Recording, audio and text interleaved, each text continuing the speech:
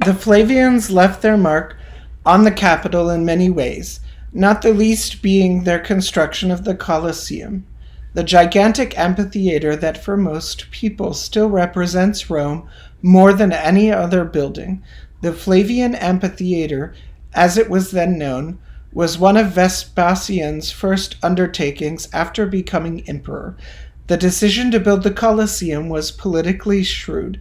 The site chosen was the artificial lake on the grounds of Nero's Domus Aureus, which engineers drained to make way for the new entertainment center.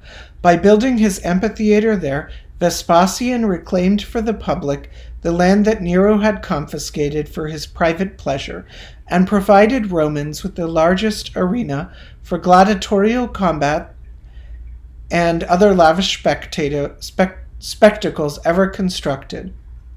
The Colosseum takes its name, however, not from its size, although it could hold more than 50,000 spectators, but from its location beside the Colossus of Nero, the 120-foot-tall statue at the entrance to his urban villa. Vespasian did not live to see the Colosseum in use, but his elder son Titus completed and formally dedicated the amphitheater in the year 80 with great fanfare. The Colosseum, like much earlier Pompeian amphitheater, could not have been built without concrete. Concrete engineering had, however, advanced rapidly during the century and a half since the Pompeians constructed the earliest known amphitheater. In the Colosseum, instead of an earthen mound, a complex system of barrel-vaulted corridors held up the enormous oval seating area. This concrete skeleton is exposed today because in centuries following the fall of Rome, the Colosseum served as a convenient quarry for ready-made building materials. All of its marble seats were hauled away. The remaining ones are restorations of the fascist era in Rome, revealing the networks of vaults below. Also visible today, but hidden in antiquity, are the arena substructures, which, in their present form, date to the 3rd century CE. They housed waiting rooms for the gladiators, animal cages, and machinery for raising and lowering stage sets, as well as animals and humans. Cleverly designed lifting devices brought beasts from their dark dens into the arena's bright light. Above the seats, a great velarium, as at Pompeii, once shielded the spectators. The exterior travertine shell is approximately 160 feet high, the height of a modern 16-story building. In antiquity, 76 numbered gateways provided efficient entrance and exit paths leading to and from gateways provided efficient entrance and exit paths leading to and from the cavea, where, as at Pompeii, the spectators sat according to their place in the social hierarchy. The decor of the exterior had nothing to do with the function. The architect divided the facade into 4 bands with large arched openings piercing the lower 3. Ornamental Greek orders framed the arches in the standard Roman sequence for multi-story buildings, from the ground up, Tuscan, Ionic, and then Corinthian. The diverse proportions of the orders formed the basis for this progression, with the Tuscan viewed as capable of supporting the heaviest load. Corinthian pilasters, and between them the brackets for the wood poles that held up the velarium, circled the uppermost story. The use of engaged columns and a lintel to frame the openings in the Colosseum's facade is a variation of the scheme used on the Etruscan Porta Marzia at Perugia. The Romans commonly used this scheme from the late Roman Republican times on, for example, at Palestrina. Just as the Roman pseudo-peripteral temple combines Greek orders with an Etruscan plan, this manner of decorating a building's facade mixed Greek orders with an architectural form foreign to Greek post and lintel architecture, the arch. The Roman practice of framing an arch with an implied Greek order has no structural purpose, but it added variety to the surface. In the Colosseum, it also unified a multi-story facade by casting a net of verticals and horizontals over it. Flavian portraiture. Vespasian was an unpretentious career army officer who desired to distance himself from Nero's self-indulgent misrule. His portraits reflect his much simpler tastes. They are also an important political statement, breaking with the tradition that Augustus established of depicting the Roman emperor as godlike and eternally youthful. Vespasian's sculptors resuscitated the veristic tradition of the Republic, probably at his specific direction. The emperor's portrait frankly recorded his receding hairline and aging, leathery skin, proclaiming Vespasian's traditional Republican values in contrast to Nero's undisciplined behavior and excessive spending. Numerous portraits of people of all ages survive from the Flavian period, in contrast to the Republic when few but the elderly were deemed worthy of depiction. The purpose of the portrait of a young woman illustrated here was not to project Republican virtues, but to present the sitter as beautiful, in terms of current fashion rather than by emulating the idealized images of Greek goddesses. The portrait is especially notable for the virtuosic way the sculptor rendered the elaborate Flavian coiffure, with its corkscrew curls punched out using a drill instead of a chisel. The sculptor brilliantly set off the dense mass of hair from the soft, mottled, and highly polished skin of the face and elegant swan-like neck. The drill played an increasing role in Roman sculpture in succeeding periods, and when long hair and full beards became fashionable for men, sculptors used drills for their portraits as well. Arch of Titus. When Titus died in 81 CE, only 2 years after becoming emperor, his young brother Domitian succeeded him. Domitian erected an arch in Titus's honor on the Sacred Way, leading into the Republican Forum Romanum. This type of freestanding arch, the so-called triumphal arch, has a long history in Roman art and architecture, beginning in the 2nd century BCE. The term is something of a misnomer, however, because Roman arches did not celebrate only military victories.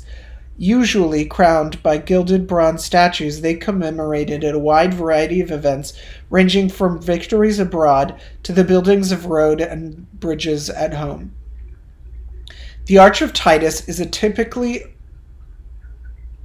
early triumphal arch in having only one passageway. As on the Colosseum, engaged columns frame the arcuated opening.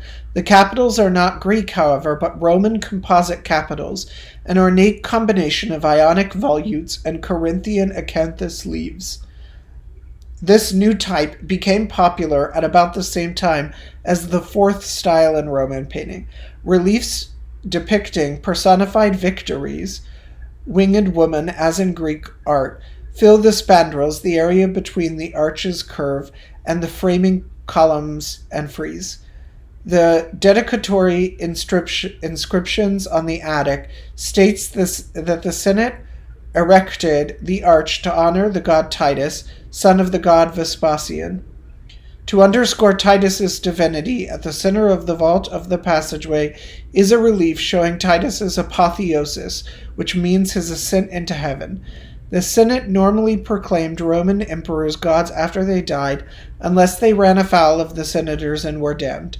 The statues of those who suffered damnatio memoria were turned down, and their names were erased from public inscriptions. This was Nero's fate. Inside the passageway of the Arch of Titus are two great relief panels. They represent the triumphal parade of Titus down the Sacred Way after his return from the conquest of Judea at the end of the Jewish War in 70 CE. One of the reliefs depicts Roman soldiers carrying the spoils, including the sacred seven-branched candelabrum, the menorah, from the Jewish temple in Jerusalem. Despite considerable damage to the relief, the illusion of movement is convincing. The parade emerges from the left background into the center foreground and disappears through the obliquely placed arch in the right background. The energy and swing of the column and soldiers suggest a rapid march. The sculptor rejected the classical low-relief style of the Ara Pachas in favor of extremely deep carving, which produces strong shadows. The heads of the forward figures have broken off because they stood free from the block. Their high relief emphasized their different placement in space compared with the heads in low relief, which are intact. The play of light and shadow across the protruding foreground and receding background figures enhances the strong sense of movement. On the other side of the passageway, the panel shows Titus in his triumphal chariot. The seeming historical accuracy of the spoils panel, which closely corresponds to the contemporaneous description of Titus's triumph by the Jewish historian Josephus, gave way in this panel to allegory. Victory rides with Titus in the four-horse chariot and places a wreath on his head. Below her is a bare-chested youth who is probably a personification of honor, Honos. A female personification of valor, Virtus, leads the horses. These allegorical figures transform the relief from a record of Titus's battlefield successes into a celebration of imperial virtues. A comparable intermingling of divine and human figures characterizes the Dionysiac frieze of the Villa of the Mysteries at Pompeii, but the Arch of Titus panel is the first known instance of divine beings interacting with humans on an official royal historical relief. The Arch of Titus, however, does not honor the living emperors but the deified Titus, who has entered the realm of the Roman gods. But soon afterward, this kind of interaction between mortals and immortals became a staple of Roman narrative relief sculpture, even on monuments erected in honor of emperors during their lifetimes. Timgad. In 100 CE, as part of his program to extend and strengthen Roman rule on 3 continents, Trajan founded a colony of army veterans at Timgad, in what is today Algeria. Like other colonies, Timgad became the physical embodiment of Roman authority and civilization for the local population. Roman engineers laid out the town with great precision on the pattern of a Roman military encampment or castrum, although some scholars think that the castrum plan followed the scheme of Roman colonies, not vice versa. Unlike the sprawling, unplanned cities of Rome and Pompeii, Timgad is a square divided into equal quarters by its colonnaded main streets, the Cardo and the Decumanus, which cross at right angles. The Forum is at the point where the 2 avenues intersect, and imposing gateways mark the ends of both streets. The quarters are subdivided into square blocks, and the Forum and public buildings, such as the theater and baths, occupy areas sized as multiples of these blocks. The Roman plan is a modification of the Hippodamian plan of Greek cities, though more rigidly ordered. The Romans laid out most of their new settlements in the same manner, regardless of whether they were in Africa, Mesopotamia, or Britain. This uniformly expresses concretely the centralized power of the Roman Empire at its height, but even the Romans could not regulate human behavior completely. As the satellite view reveals, when the population of Timgad grew 7-fold and burst through the Trajanic colony walls, the colonists abandoned rational planning, and the city and its streets branched out haphazardly. Funerary relief of a circus official. One of Trajan's many benefactions to the Roman people was the restoration of the Circus Maximus, where the world's best horse teams competed in chariot races. A relief that once decorated a circus official's tomb gives a partial view of the refurbished race course. The sculptor reproduced the circus in distorted perspective. Only one team of horses races around the central island, but the charioteer appears twice, once driving the horses and a second time holding the palm branch of victory, an example of continuous narration in which the same figure appears more than once in the same space at different stages of victory. In fact, The sculptor may have represented the charioteer a third time within the same relief, for he may be later in life the toga-clad official who stands at the far left.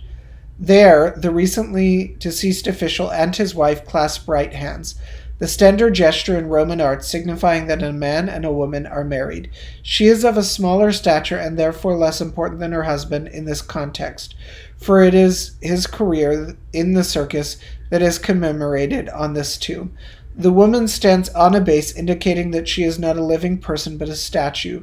The handshake between a man and the statue is the artist's shorthand way of informing the viewer that the wife predeceased her husband, and that her death had not been broken during their marriage bond. That her death had not broken their marriage bond, and that because the husband has now died, the two will be reunited in the afterlife. The later relief depicting the joint apotheosis of Antonius Pius and Faustina is another example of this theme in Roman art. The style of the circus relief differs sharply from official Trajanic style, as seen on the column of Trajan and the Arch of Trajan at Benevento, because the patron came from Rome's huge working population instead of the ruling class. Stylistic diversity characterizes Roman art in general, but it is especially evident when comparing contemporaneous artworks produced for members of different classes of Roman societies. Another illustrative case is the funerary relief of a vegetable vendor, also from Ostia. Forum of Trajan. Trajan completed several major building projects in Rome, including the remodeling of the Circus Maximus, Rome's giant chariot racing stadium, and the construction of a vast new bathing complex near the Colosseum, constructed on top of Nero's Golden House. His most important undertaking was a huge new forum, roughly twice the size of the century-old Forum of Augustus, even excluding the enormous adjoining market complex. The new forum glorified Trajan's victories in his two wars against the Dacians in present-day Romania, the spoils of which paid for Trajan's building program in the capital. The architect was Trajan's chief military engineer during the Dacian Wars, Apollodorus of Damascus. Apollodorus' plan incorporated the main figures of most early fora, except that a huge basilica, not a temple, dominated the colonnaded open square. The temple, completed after the emperor's death and dedicated to the newest god in the Roman pantheon, Trajan himself, stood behind the basilica facing two libraries and a giant commemorative column. Entry into Trajan's Forum was through an impressive gateway resembling a triumphal arch. Inside the Forum were other reminders of Trajan's military prowess.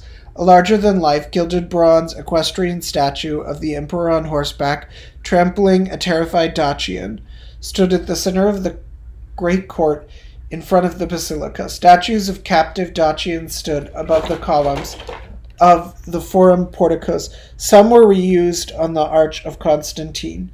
The Basilica Ulpia, Trajan gave to his family name Ulpius to the structure, was a much larger and far more ornate version of the basilica adjoining the Forum of Pompey.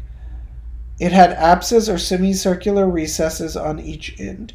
Two aisles flanked the nave on either side. In contrast to the Pompeian basilica, the Basilica Ulpia was entered through doorways on the long side facing the Forum. The building was vast, about 400 feet long without the apses, and 200 feet wide.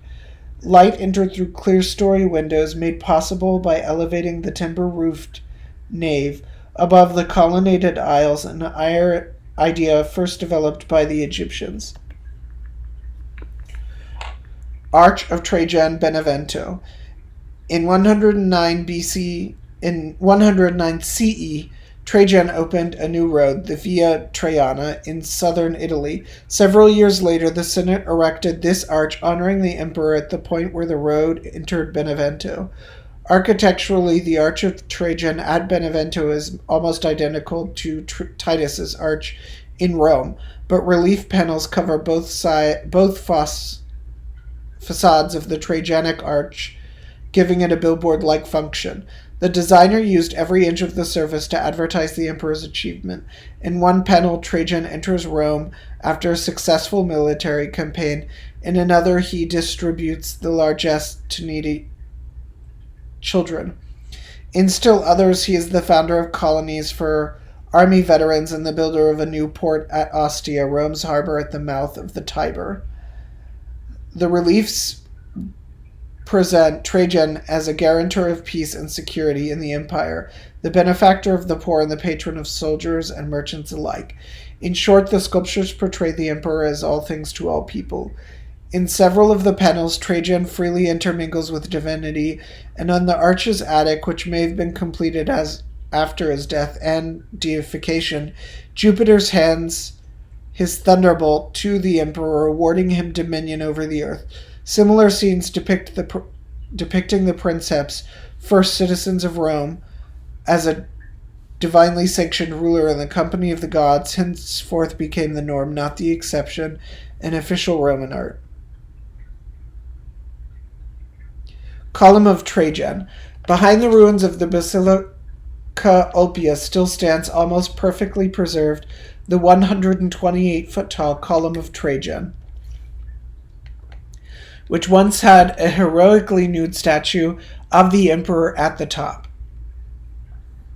The tall pedestal, decorated with captured Dacian arms and armor, encloses a chamber that originally served as Trajan's tomb. The Column of Trajan is most noteworthy, however, for its spiral frieze, which was often copied in antiquity during the Middle Ages and even as late as the 19th century. That frieze was probably the brainchild of Apollodorus of Damascus. It was the architect's solution to the problem of how to incorporate a pictorial record of Trajan's military campaigns in a monument, a freestanding column, ill-suited for narrative relief sculpture except on its pedestal. Carving the frieze was a complex process. The stonemasons had to fashion enormous marble column drums, hollowed out to accompany an internal spiral staircase running the entire length of the column shaft. The sculptors carved the relief scenes after the drums were in place to ensure that the figures and buildings lined up perfectly. The sculptors carved the last scenes in the narrative first, working from the top to the bottom of the shaft so that the falling marble chips or dropped chisels would not damage the reliefs below. The art historians have likened the sculptural frieze winding around the column to an illustrated scroll of the type housed in neighboring libraries of the Forum of Trajan. The neighborhood libraries of the Forum of Trajan. The reliefs recount Trajan's two Dacian campaigns in more than 150 episodes, in which 2,500 figures appear. The band increases in width as it winds to the top of the column in order to make the upper portions easy to see.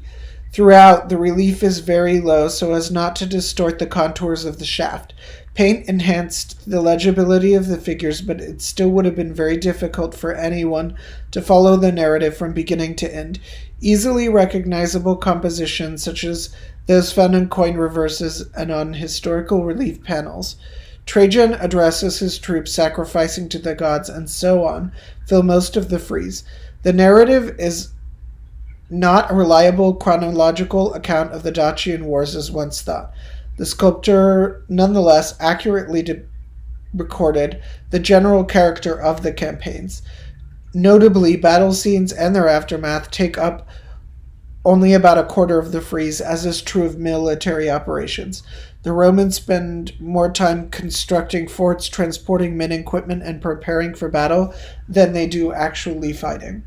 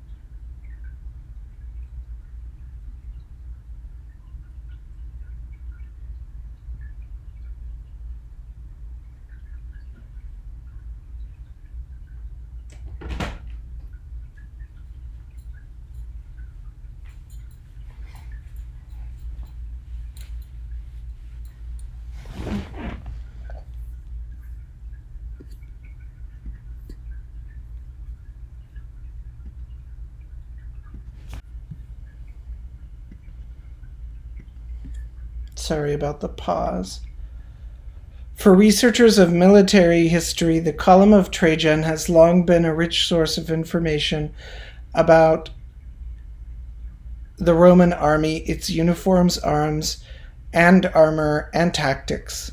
Although historians and art historians alike now recognize that the individual scenes depicted should not be accepted as accurate portrayals of specific events, the Trajanic frieze still provides invaluable evidence about the conduct of warfare in the early 2nd century CE. In this detail of the 625-foot-long frieze, a group of Roman soldiers storms a Dacian fortress. They raise and join their shields to form a protective turtle shell. Unlike most other episodes depicted on the Trajan column, in this scene, the emperor is not present directing the action, but he appears immediately to the right in the next scene. There, Trajan, wearing a cuirass and cloak and flanked by 2 lieutenants, receives news that the battle has been won and views the severed heads that the 2 soldiers present to him as proof of the successful completion of their mission. The heads are immediately recognizable as Dacians by their long hair and beards. Wounded Romans, Columns of Trajan. In one of the most unusual details of the spiral frieze of the Column of Trajan, the Romans tend to their wounded after a brutal, if successful, skirmish with the Dacian forces. At the left, soldiers take captive some of the enemy soldiers. A dead Dacian lies on the ground. The sculptor did not include any dead Romans, but the depiction of the wounded is an acknowledgement that the victory did not come easy and that Trajan's armies suffered losses. Throughout the frieze, the Dacians are portrayed as worthy foes. The Romans won because their superior organization and more powerful army, not because they were superior beings. Fort construction, Column of Trajan. Battle scenes are the subjects of only about a quarter of the more than 150 episodes of Trajan's 2 Dacian campaigns depicted on the 128-foot-tall commemorative column. The emperor built with the spoils of the war. The majority of the scenes depict the business of warfare, the transporting of supplies, the cutting down of trees, the construction of fortified camps, addressing to the troops, sacrifices to the gods, and so on. In this detail, Roman soldiers are busy between battles erecting a fort. 2 men stand guard to warn their comrades in case of a Dacian attack. The Column of Trajan is a primary source of information about Roman military engineering. Apollodorus of Damascus, architecture of Trajan's Forum, was also the emperor's chief engineer on his Dacian campaigns. Markets of Trajan. On the Quirinial hill overlooking the Forum, Apollodorus built the Markets of Trajan to house both shops and administrative offices. As early as Palestrina,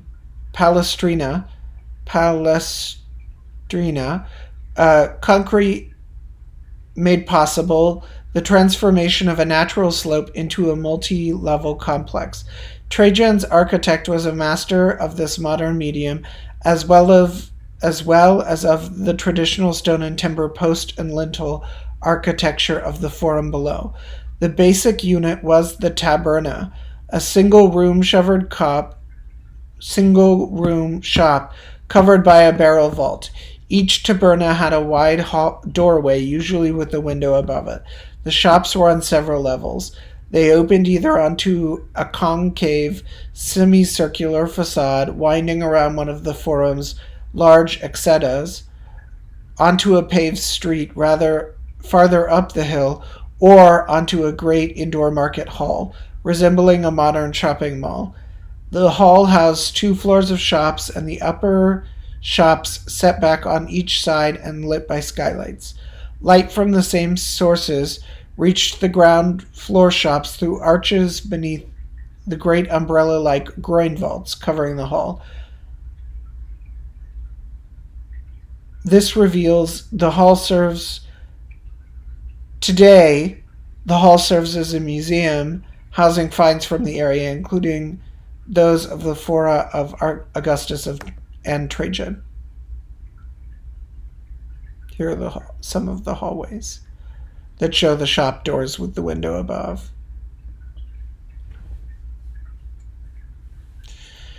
Hadrianic hunting Tondi.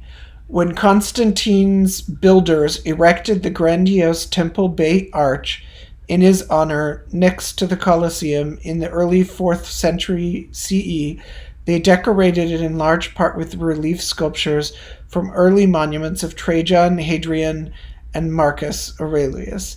In each case, sculptors recut the heads of the 2nd century emperors with the features of Constantine in order to present a pictorial program celebrating the current emperor.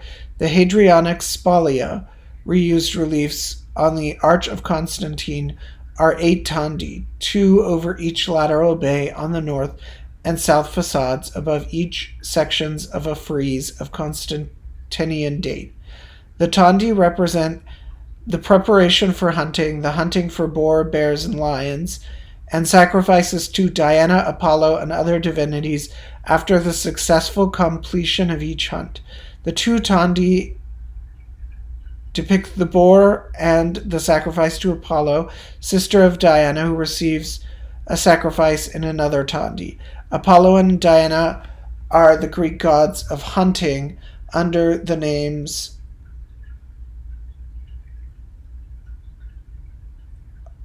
Artemis, and I can't remember the Greek name for some reason, whatever. Hunting was one of Hadrian's favorite pastimes. Many ancient societies equated prowess in hunting with success in war. In fact, the motif of Hadrian on horseback attacking fierce animals with his spear is virtually identical to many representations of equestrian Roman emperors assailing enemies.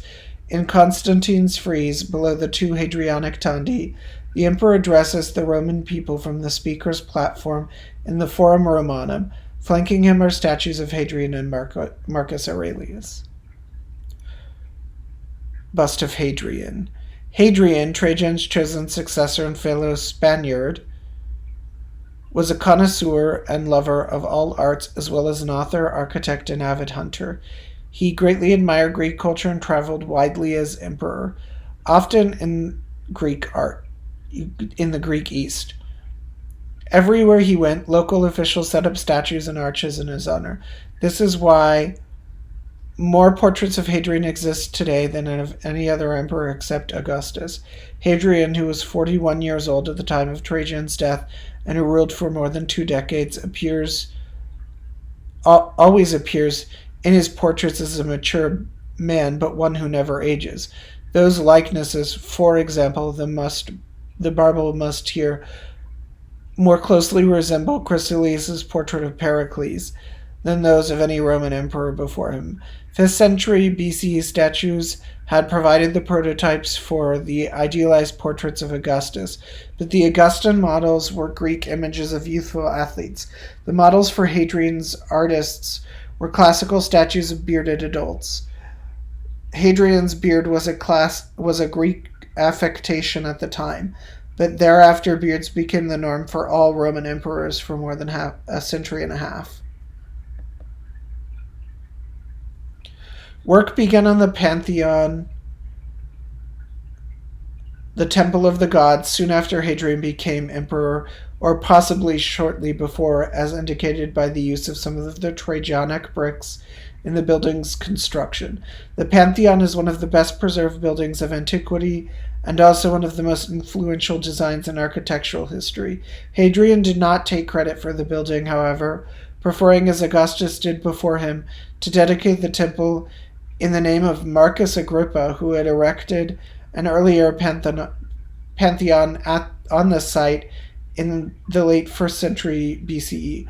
Unfortunately, neither the inscription on the Parthenon facade nor any historical source gives the name of the brilliant architect who in this building revealed the full potential of concrete, both as a construction material and as a means of shaping architectural space.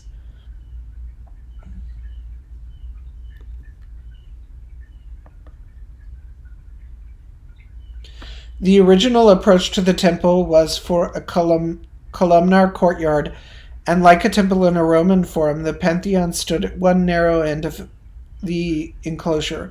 Its facade of 8 Corinthian columns, almost all that can be seen from the ancient ground level, which was lower than today's, was about to tradition. Everything else about the Pantheon was tradition, or was revolutionary. Behind the columnar porch is an immense concrete cylinder covered by a huge hemispherical dome, unseen from the portico.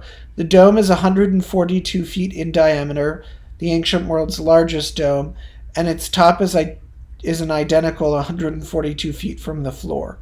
The design is thus based on the intersection of two circles, one horizontal and one vertical.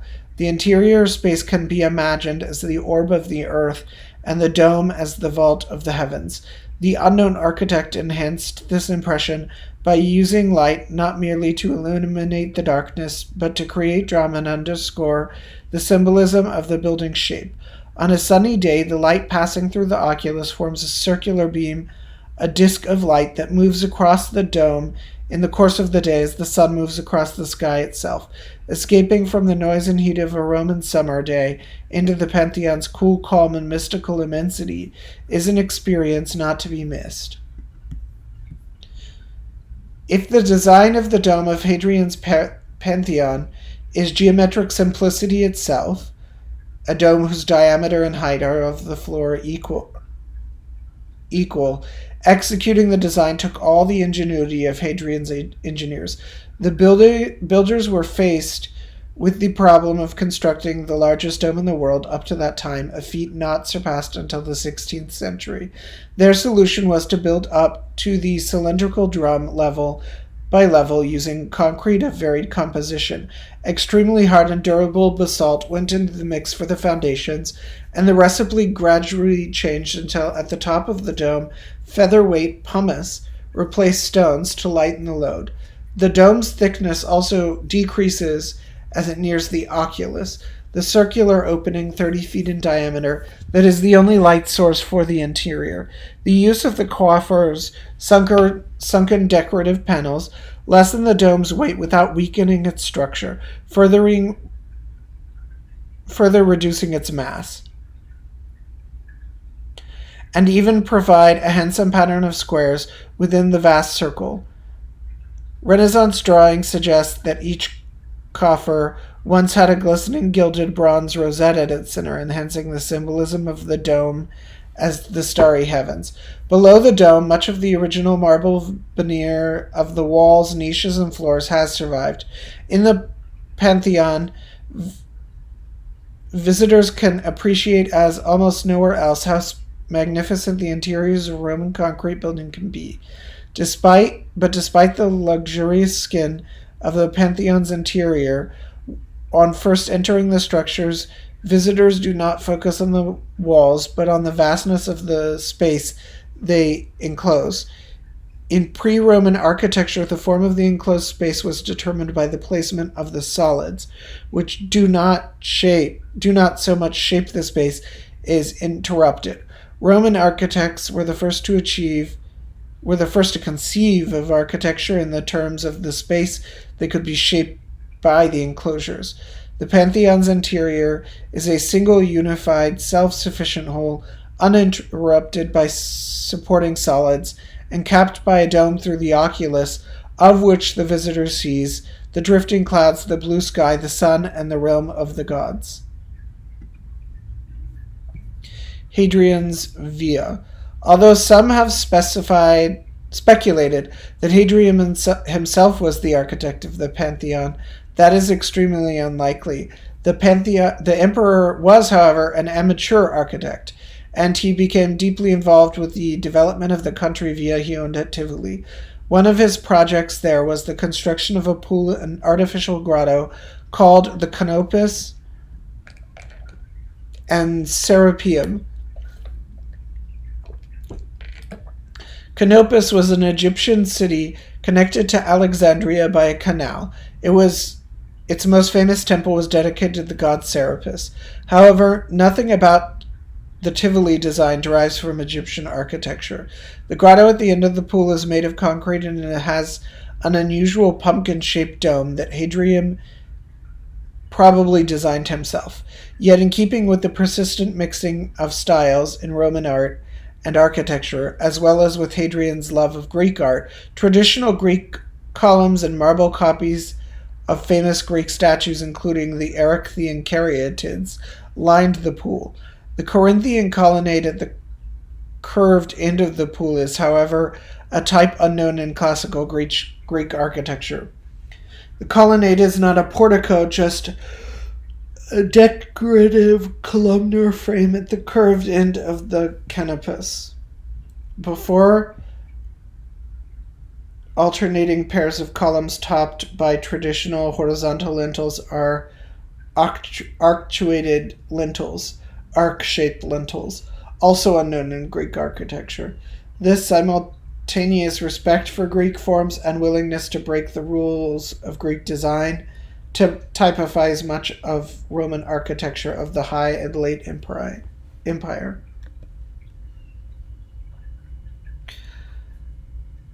Alcazna, treasury looking east, Petra, Jordan, 2nd century CE.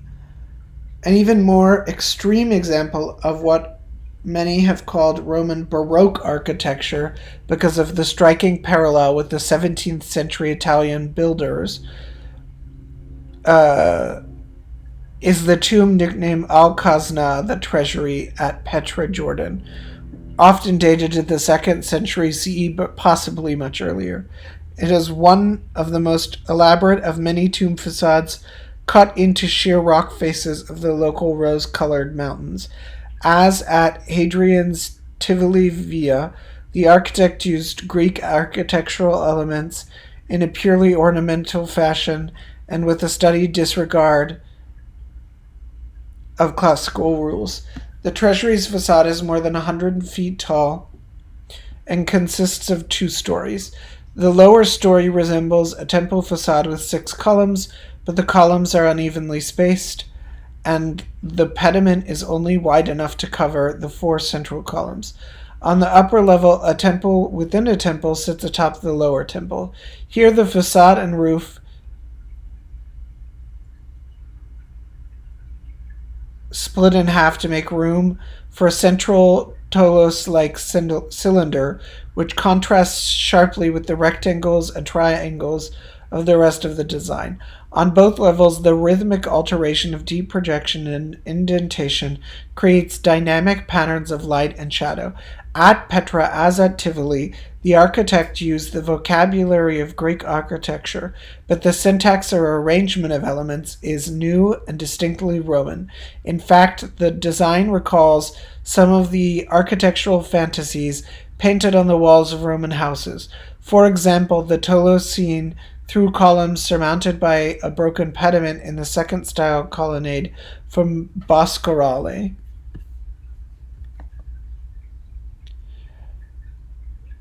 During the 2nd and 3rd centuries CE, in 140, the most popular choice for elegant pavements at Ostia in both private and public edifices was the black and white mosaic.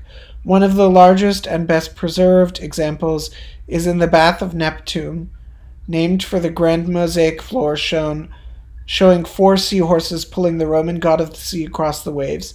Neptune needs no chariot to support him as he speeds along, his mantle blowing in the strong wind. All about the god are other creatures that live in the sea, positioned so that wherever a visitor enters the room, some figure appears right side up. The second century artists rejected the complex polychrome modeling of figures seen in Pompeian mosaics, such as the Battle of Issus,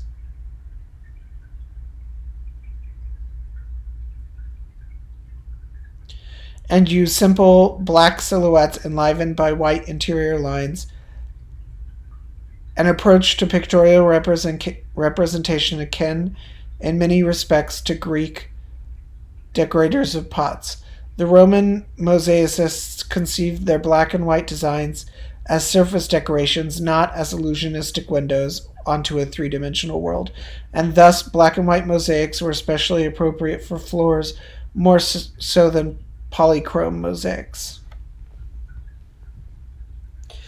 The most common buildings in the second century Ostia were its multi-story insulae. Shops occupied the ground floors, and above those were four floors of apartments.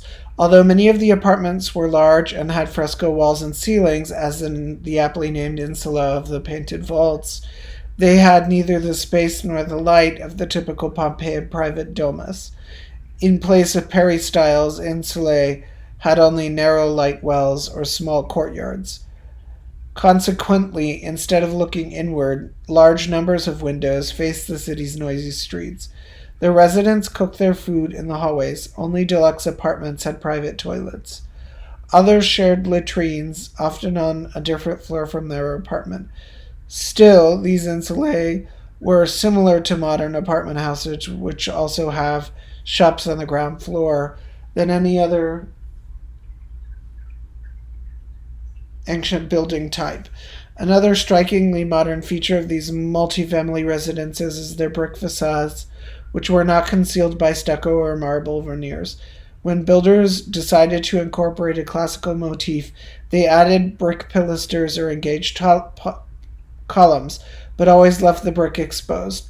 Ostia and Rome have many examples of apartment houses, warehouses, and tombs with intricate moldings and contrasting colors of brick. In the 2nd century CE, this came to be appreciated as an attractive facing material in its own right.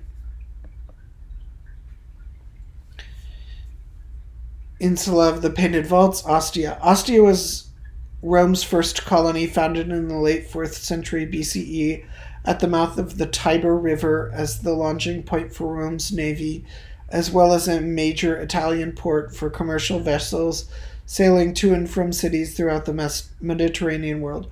Ostia achieved its greatest prosperity during the 2nd century CE, when the city became a veritable mirror of Rome. Crowded, noisy, and expensive, the inhabitants lived in multifamily insula, often in cramped quarters in one or two room upper floor walk-up apartments. More spacious apartments were available, of course, for those with greater means, and many Ostian insula had mosaic floors and painted walls and ceilings. The fresco groin vaults of Ostia are of special interest because few painted ceilings of Pompeii escaped destruction during the eruption of Mount Vesuvius, and they are rarely of the vaulted type. The fresco vault of room 4 is aptly named Insula of the Painted Vaults.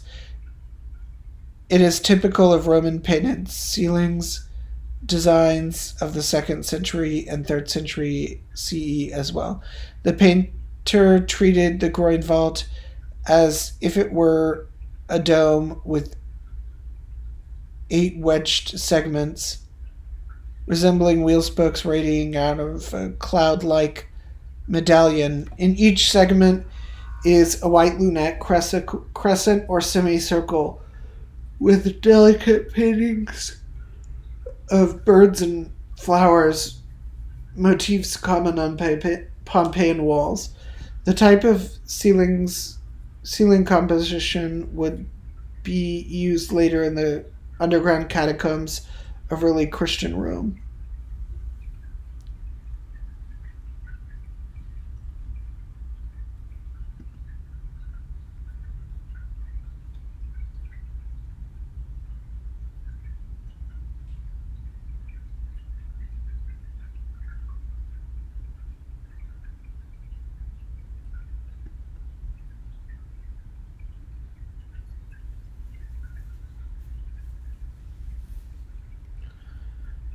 Another break with the past occurred with the official portraits of Marcus Aurelius. Although his image retained the pompous trappings of imperial iconography,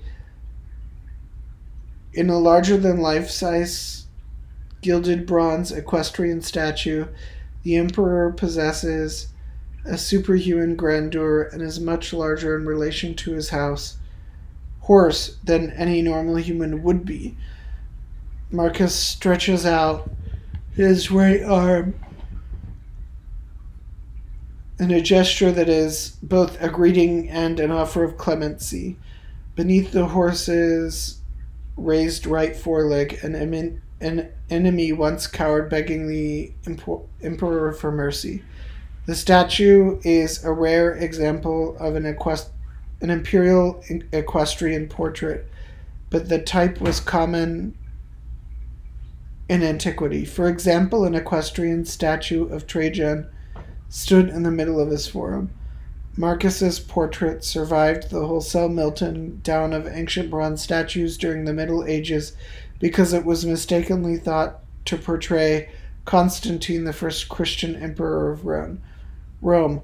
Perhaps more than any other statuary type, the equestrian portrait expresses the Roman emperor's majesty and authority. This message of supreme confidence is not, however, conveyed by the portrait head of Marcus's equestrian statue or any of the other portraits of the emperor